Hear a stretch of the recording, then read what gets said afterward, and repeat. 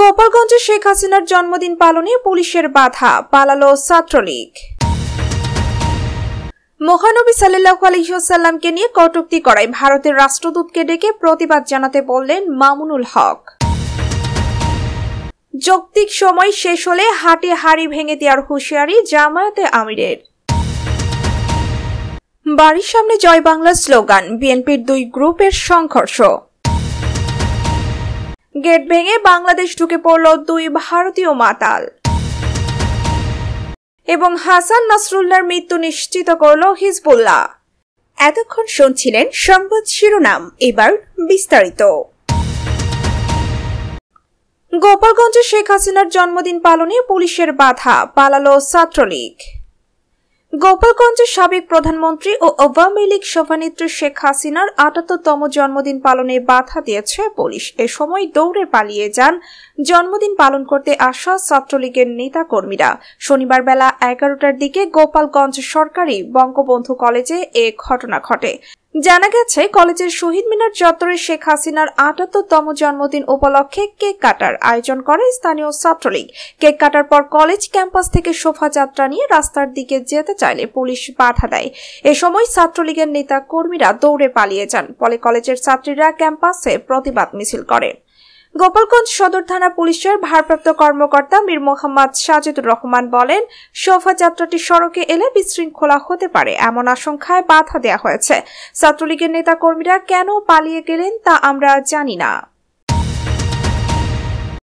মহানবী সাল্লাল্লাহু আলাইহি ওয়াসাল্লামকে নিয়ে কটূক্তি করায় ভারতের রাষ্ট্রদূতকে ডেকে প্রতিবাদ জানাতে বললেন মামুনুল হক।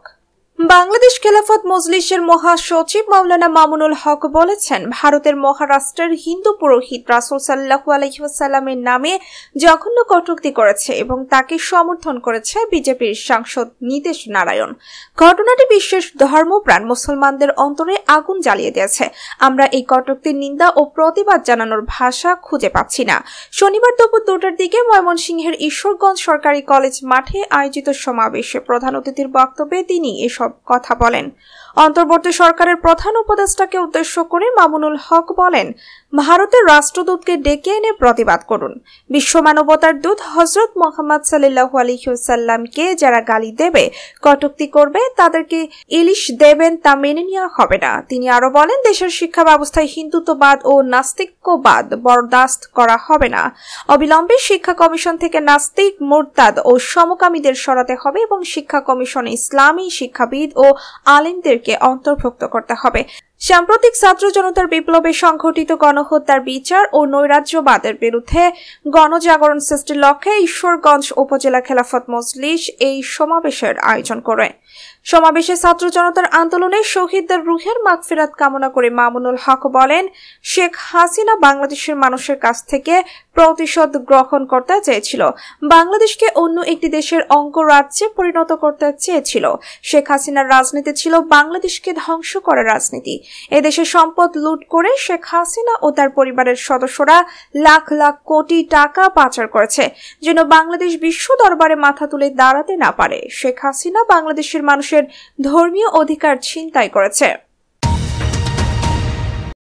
বাড়ির সামনে জয় বাংলা স্লোগান, বিএনপির দুই গ্রুপের সংঘর্ষ। মাগুরায় বাড়ির সামনে জয় বাংলা স্লোগান দেওয়াকে কেন্দ্র করে বিএনপির দুই গ্রুপের সংঘর্ষ হয়েছে। গতকাল শুক্রবার শহরের ভাইনা এলাকায় এই ঘটনা ঘটে। সংঘর্ষে আহত আলিম শেখ বলেন, বিকেলে ভাইনা এলাকার বিএনপি সমর্থক হিসাবে পরিচিত মোসলেমের ছেলে সিনবাদ কয়েকজনকে নিয়ে মোটর সাইকেলে করে আব্দুর রহিমের বাড়ির সামনে জয় বাংলা স্লোগান দেন। এ সময় আব্দুর রহিম সিনবাদকে বলেন, আমরা বিএনপি করি, আমাদের বাড়ির সামনে জয় বাংলা স্লোগান দিচ্ছিস কেন? এ নিয়ে তারা তর্কে জড়ায়।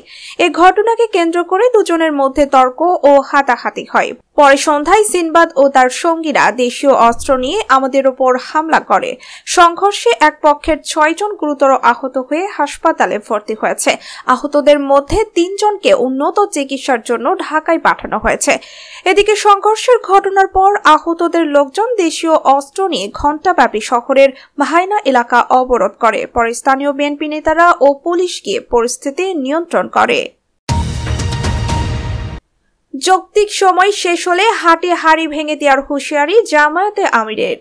নির্বাচনের জন্য অন্তর্বর্তী সরকারকে সময় দেওয়ার বিষয়ে জামায়াতে ইসলামীর আমির ডাক্তার শফিকুর রহমান বলেছেন, আমরা অন্তর্বর্তী সরকারকে যৌক্তিক সময় দিতে চাই। সেই যৌক্তিক সময় যখন শেষ হবে হাটে হাড়ি ভেঙে দেব, দেরি করব না ইনশাআল্লাহ। শনিবার সকালে চুয়াডাঙ্গার স্থানীয় একটি হোটেলে আয়োজিত এক সমাবেশে অংশ নিয়ে তিনি এ কথা বলেন।